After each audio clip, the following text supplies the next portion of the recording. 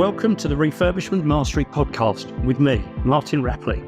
If you're a property investor who is worried about paying too much for your next property, concerned that you don't know how to manage a refurb, or scared that you will be ripped off by a builder, then this is for you.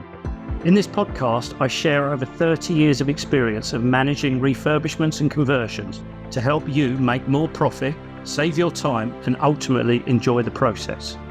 On with the podcast.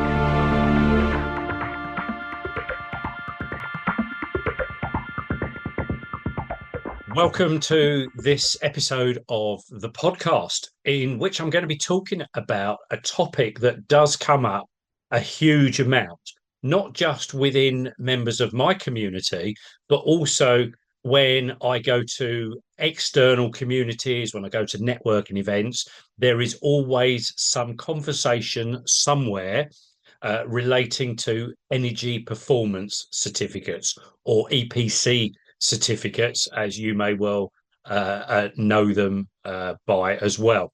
And in some cases, I think because there's a lack of knowledge, a lack of understanding, there's a lot of uncertainty around EPCs. There is definitely an element of procrastination in property investing circles with respect to what people should do to their properties, because they are scared of making the wrong decision because EPCs might change somewhere in the future. And I think perhaps it's not even might change, they will change. And I'm going to unpack a little bit more of that in this particular episode. So the background is that EPCs, energy performance certificates, were first introduced back in 2007. This was back in the days when the government of the time were wanting to implement home information packs. So that's a process similar to what I believe is operated in Scotland still, but effectively, if you wanted to sell your property, you would put together a full home information pack, a full legal pack, which in theory would speed up the sales/purchase process after you had agreed on a sale, because all of the legal stuff was already in place. So if you're selling the property, you would have ended up with the cost of putting that pack together, which obviously at the moment you don't, because we don't have home information packs. But if you were buying it, you wouldn't have to spend as much on your legals. So effectively, it just moved some of the cost of legals into another party. And as I alluded to, home information packs never really took off. They were around for a while, but eventually they were scrapped. I believe because there was a perception that they were actually they were slowing down the number of properties going onto the market. And I think perhaps because some people possibly just test the market when they think they might want to sell, that they may not be super wedded on selling their property, but ultimately, if they could get a reasonable price for it, they perhaps would sell. All of those people that are speculatively selling are not likely to spend a huge amount of money on a home information pack, which may not be worth anything at the end of the day, because obviously it's only got a lifespan, irrespective of when you do it. So from my understanding, my recollection is they were scrapped around about 2010, I think. But the one part that was in home information packs and has actually remained are the requirement to provide an EPC. So that it all came off the back of home information packs in the first place, but has remained in place ever since. And for a long, long time, and if we go back to 2010, 11, 12, 13, a long, long time, no one really paid any attention to the EPCs at all. They were just another bit of paper you had to get to sell your property. The estate agent would invariably sort it out for you. And I think by and large, no one really read them or even understood them. Then in 2018, the government actually said, well, actually, if you've got a property that is below an E rating, so that's an F or a G rating because it only goes as far as G. So if it's below E, then you can't rent the property out. And this was the first real indication that there was starting to be some more interest in what EPCs were all about. And ultimately, the benefits of having an ABC rating and the negatives of having a low rating and certainly an F or a G, whereby from a landlord's perspective, we now can't rent out a property with an F or a G rating. Interestingly, we could all choose to live in a property that's got an F or a G rating as long as we own it, as long as we're not living in it as tenants. There's nothing saying we can't live in a poorly rated property, but we're not allowed to rent them out as property investors. And then there was a discussion at the same time. So back in 2018, there was a discussion that by 2025, that band of and nothing below E being acceptable was going to be nothing below C will be acceptable. So effectively, D and E would also become unsuitable for rental properties. Now, that proposal to implement that in 2025 has actually got scrapped. That got scrapped a few years ago. But I still meet a few people who weren't totally clear what happened to it and where it's gone to. But it was absolutely scrapped. And part of the reason for scrapping it was because the logistics of upgrading properties to grade C or a level C or above is actually quite significant. Getting rid of F and G rated properties isn't really a massive issue. I had a G rated property and I got it to E rating just by putting a central heating system in it. Okay, there was a cost attached to that, but it was one task that got it up to an E. I did other tasks as well that got it ultimately is now up at a C.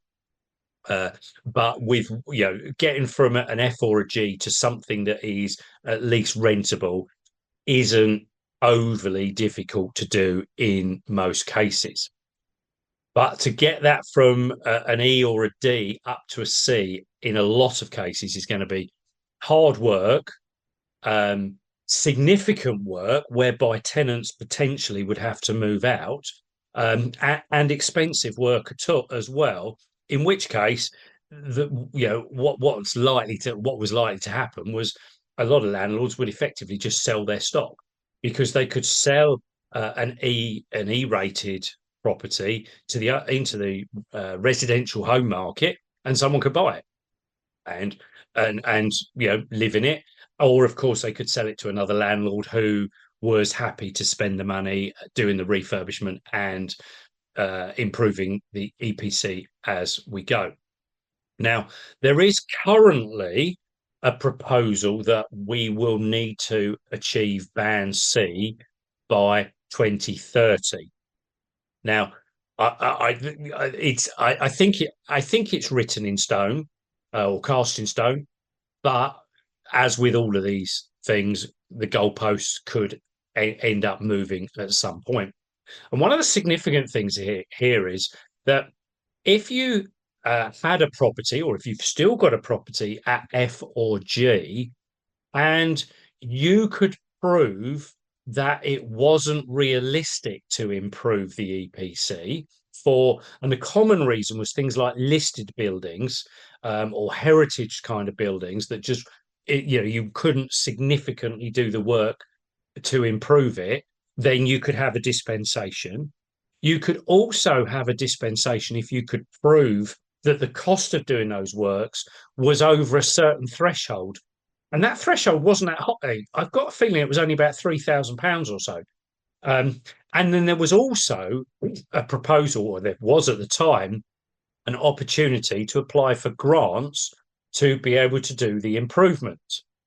And this is why I think to some extent this proposal for getting everything to band C by 2030 is still a moving target, because the amount of work needed to get some of these properties to C, even if they're currently at E, is significant amounts of money, a lot of disruption. I think a lot of the older stock could probably claim a dispensation anyway, in which case it all starts to become a little bit arbitrary. And if the government were to offer grants, first of all, they'd have to have a far better process than they had back in 2018, 2019, and even coming out of after lockdown 21 and what have you. The process was a shambles in most cases, um, and led to many people actually paying significantly over the odds for work, by companies that were operating as cartels almost, and approved by the government. So the whole thing fell apart back then, and it wouldn't surprise me if it doesn't fall apart again, in 2030, or as we're heading to 2030.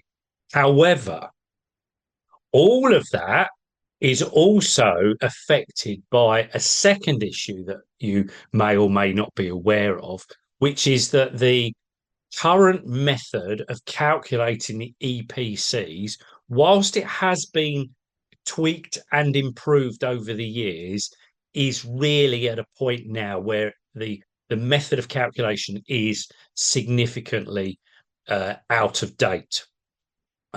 So when we're talking about a proposal for band C by 2030, the question then is, well, if what we've got is significantly out of date, is that C based on today's calculations, or could there between now and 2030 actually be a new calculation method come about? In which case, perhaps some of the properties that are currently in D would easily achieve C and therefore not need any work. So, as with the usual stuff that's led by the government, there's a load of greyness, a load of uncertainty, and unless you do your own research and you understand things properly, you might be making the wrong decision, because, of course, the whole story doesn't always get out into the public domain.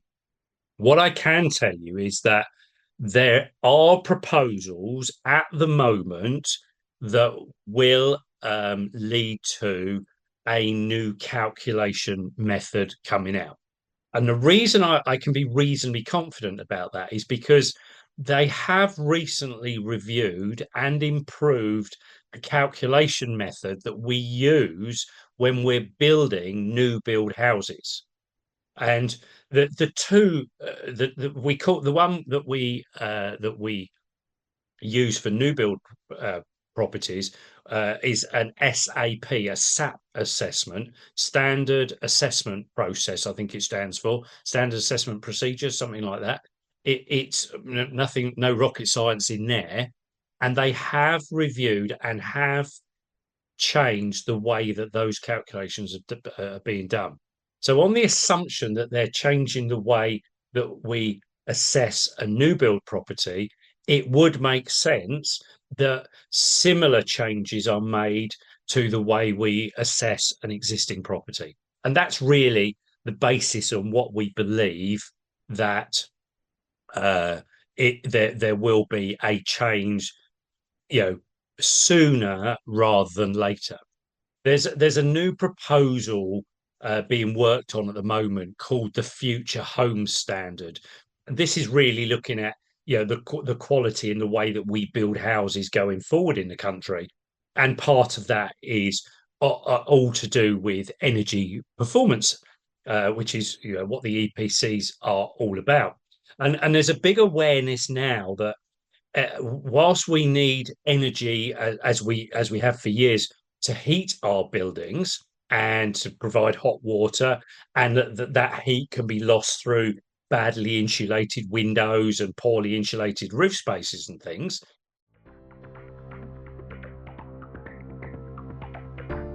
Just jumping in to make sure that you've got everything you need. Now, in a number of these podcasts, you'll have heard me talk about other property investors that I'm currently working with or have worked with in the past. And so I wanted to ensure that you can find out how you can actually work with me. And the best place to start with that is my website, www.refurbishmentmastery.com. On there, you'll find details of training courses that I run. You'll find details about my community and also how you can work with me on a one-to-one basis when you are progressed far enough down the line. And then if you're not really sure what's right for you and how we can work together, then there's a button at the top. Just hit the button at the top that says book a call. It's absolutely free. It will take you to my diary, find a slot, and we'll be able to talk in the next couple of weeks. Remember, the website is refurbishmentmastery.com. I really look forward to helping you with a successful delivery of all of your projects. Now back to the podcast.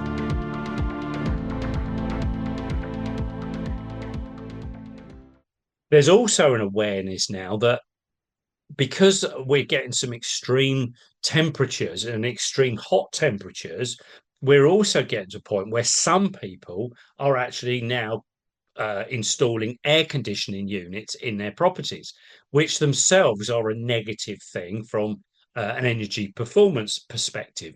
So a lot of new houses now, you have to demonstrate that there isn't going to be a massive heat gain into the property on a really hot, on a really sunny day. And that's things like smaller windows on the south facing elevations or tinted glass on the south elevations, shading of some descriptions, not dissimilar from what you'd see in some of the Mediterranean and warmer countries. Those kinds of things are being phased into the English, the UK method of constructing houses, and that all comes under the Future Home Standards. And of course, when all of this is considered, it will also be able to take account of the modern product that we've got for heating and to some extent cooling our properties.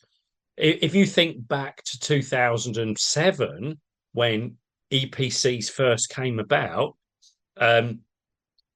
back in those days, as the encouragement, we were encouraged where possible to heat our homes using natural gas.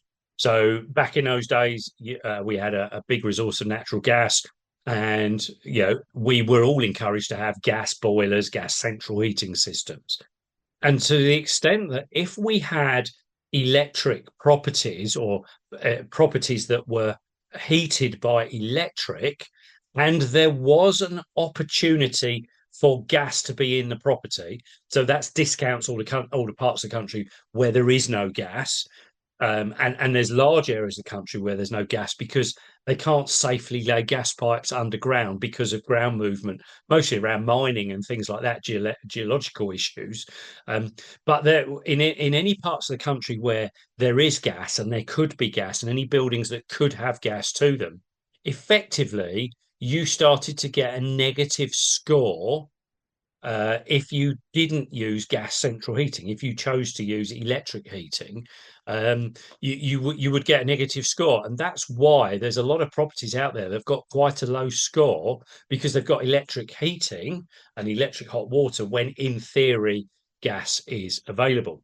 Now, as you know, there is also a proposal to scrap all gas installation or all new gas installation. It won't be at a point that they will suddenly wake up one day and turn the gas off or anything like that, but they will stop selling gas boilers. So eventually they will phase themselves out. But I'm sure you're well aware there's a lot of gas boilers out there that are over 20 years old now. So from the day they say we're not selling any more gas boilers, there will still be gas boilers out there in properties for 20 plus years at least. But on the basis that they are wanting to scrap natural gas, they're wanting to encourage electricity. And the big advantage of electricity is, in a lot of cases, it can be generated in an environmentally friendly way. So we're talking about the wind farms offshore or up in hills. We've got an element of tidal energy as well. We've got solar energy. We're starting to get air source and ground source heat pumps coming in. So they're all green energy, all efficient energy production. So as a result, electricity will become more favoured in the new calculation of the EPCs. And along with that, we've got much better products than we used to have. In the old days, if we wanted to heat our property using electricity, most of the time we would have had some kind of night storage heater system. So we would have we would have charged the storage unit up overnight. The blocks inside would have got really hot overnight, and then they give out heat all the way through the day until they kind of ran out of steam at about 8 o'clock at night, and it got really cold. There's still an awful lot of property out there with those kind of heaters in. I do actually have a flat with those heaters in, which we've had for a long time. So yeah, they've done the job for years, but they're not super efficient in comparison with the modern electric heaters we've got.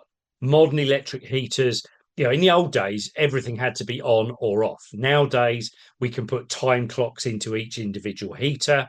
We can use things like proximity sensors, so they only turn on when there's someone in the room. We can connect them up wirelessly and control them so that they're off all day, but we turn them on just before we leave work, and so that it's nice and warm when we get home. So we've got much better control of the heating than we used to have, and the manufacturers have also made them much more efficient as well. A lot of them have now got a low power startup system in them, so rather than turning on, and you'd always hear that clonk when the old electric products got turned on. Rather than that clonk happening, they just start up slowly. They build up the heat gradually, and all of this is to improve the fuel, the efficiency of them, the energy performance of them. So with all of these changes coming in, although the proposal is that we all have to achieve a band C by 2030, effectively, we know where the finish line is, but we don't know the rules we've got to abide by to get to the finish line. We believe, we're pretty certain, that there will be a change of calculation, and we're pretty certain that that change of calculation will favour electric, which are often the properties that have got quite a low EPC rating at the moment, over and above gas. Now, what that will look like in the transition period, no one at this stage actually knows. And the key thing is, what should we be doing, therefore, at the moment with respect to these new proposals that will come in at some point? Bearing in mind, we're perhaps talking about 2030, but 2030 as the earliest, because, of course, the can could be kicked down the road again further. So, 4 years plus before we really need to be super concerned about this. And because we believe that the new calculations will favour a lot of what it was a negative previously, it may well be that a lot of properties will naturally go up in score, and as a result, a number of them will change bands and could go up. The whole band could go up 2 bands, just depending on what it is that pulled the scoring down. I should say, alongside all of this, there's also better training going on of the surveyors that do the assessments in the first place. So with better training as well. In the past, there were far too many assumptions made, whereas now with better training, hopefully the assessors can assess things better. So my view really is that if you've got a property that is currently D, I wouldn't be worrying about that too much. There is a likelihood that it will get up to very close to, or even tip over into a band C. So I wouldn't be too worried about a D. If you've got an E, particularly if it's a very low E, then you are likely to have to do some work in the future. Obviously, if you've got an A, B, or C at the moment, then you're already going to be okay by the time all of this comes about. And of course, they could change the banding, and it comes away from A to G, and it could be a different kind of banding. So everything is up in the air. So, in summary, this is generally what I'm saying to people that I'm talking to now as to what they should do with their properties. If you are carrying out a refurbishment currently or planning a refurbishment in the near future, then I think you should do your best to get the property to at least a grade D, or obviously above. And the higher or the closer you can get that to a C, the better. But I think if you can get it into D, whilst you might have to do some work down the line, you don't know, we don't know what that might be. We don't know what it looks like. It may not be significant work. It may not be anything too onerous. So if you're refurbishing a property, aim to get to C if you can. That's brilliant. But if you can't, aim to get to D. I certainly wouldn't want to be refurbishing a property now where the EPC is an E. And if I could avoid a low D, I would prefer to do that as well. So that's what my view is on refurbishing a property. If you've got current stock with tenants living in it that you're not proposing at this stage to do a refurbishment of, maybe you refurbished it 10 years ago, it doesn't need anything more than a little bit of tidying up, then I personally wouldn't do any work to that stock at the moment. I would wait until we understand what we need to do, what the parameters are, what the calculations are, and what the timeline is as well, to some extent, because although 2030 is the proposal, it could obviously be moved further out. So if that property becomes vacant and you're going to you decide to refurbish it, then aim to get it as high in D as you can or higher.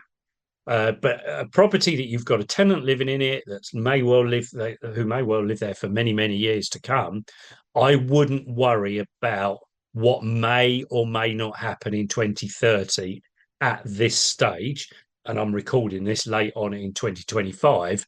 I wouldn't worry about what may or may not happen in 2030 until, first of all, we're getting a bit closer. Secondly, we understand how the new EPC calculation is going to be calculated, and I guess thirdly is that we verify that it is 2030 and it doesn't get kicked down the road even further. In which case, you may not even need to be worrying about spending money because perhaps your plan isn't even to be holding properties after that. And certainly when this was first talked about in 2018, when it came in and said no Fs or G, I didn't have any property at that stage that was in F or G rating. But then when they were saying, oh, by 2025 you're going to have to get it up to C, that I was starting to think, I want to know more about this before I'm going to spend a lot of money. And as a result, back in 19, 20, 21, 22, those early days, I really wasn't spending anything. I wasn't worrying about EPCs because we didn't know what the rules were, and then before the rules actually came in, they kicked the whole thing down the road anyway. So I didn't spend money back then. I haven't needed to spend it yet, although I have got some properties in my portfolio that are a D. I haven't got any E's. I've got some D's, but it may be that perhaps I don't need to do anything on those. We'll have to wait and see. So hopefully that's just given you a little bit of clarity around EPCs. As I said, the summary is if you're refurbishing a property, aim to get it as close to C as you can. Don't be too concerned if you can only get it to a D. Try and avoid E's as best you can. If you've got current stock with tenants living in it, there, and you're not doing a refurbishment, or you're just buying a property which you can pretty much move a tenant into in the next couple of weeks, then I wouldn't do anything to that from an EPC perspective until we understand what the new calculations are, and how the whole thing plays out, because you might find you're doing the wrong work, or you're doing way more work than perhaps you actually need to do, or may indeed choose to do, with the full knowledge in front of you. So hopefully that all makes sense to you. And as ever, thanks very much for listening, and I'll catch up with you on another podcast. Thanks for listening to this podcast. Please do like, share, and leave a comment where you can. If you need any guidance or advice with anything to do with your refurbishments or conversions, then don't hesitate to reach out. You can book a free call with me by clicking on the link at the top of my website, refurbishmentmastery.com. There's other ways you can contact me in the show notes as well. I look forward to speaking to you again soon.